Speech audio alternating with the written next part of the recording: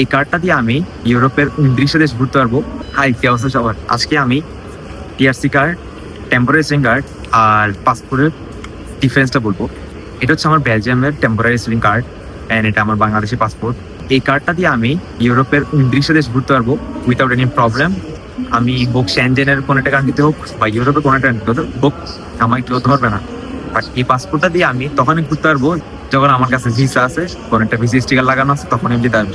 অবশ্যই ইন্ডিয়া হোক বা তুর্কি হোক, এনিহোয়ার। আদারওয়াইজ এটা তোমার আলমারিতে পড়ে থাকবে এন্ড কোনো কাজ আসবে না। হয়তো তুমি আইএলটিএস দেওয়ার সময় এটা কাজে আসতে পারে। আমি এটা বলতেছি না যেটা এটা অনেক খারাপ জিনিস, এটা ছোট জিনিস, বাট না, আমি এটা দিয়ে বিদ্যে আসছি। So I have still respect for this one. এটা দিয়ে আমি ইউরোপ, শ্যানজেন সব দেশে ঘুরতে পারবো। হোক সেটা সুইজারল্যান্ড হোক, কারণ সুইজারল্যান্ড ইউরোপে নাই বাট শ্যানজেন আছে, so I can still travel with this one. And obviously try করবেন কখন এটা না হারানোর জন্য। এটা হারানোর পর যদি ইউরোপের বাইরে যাও, তুমি ঢুকতে অনেক কষ্ট হবে অ্যান্ড হয়তো তুমি ঢুকতে পারবে না, তোমার থেকে ভিসা নিয়ে আসতে হবে।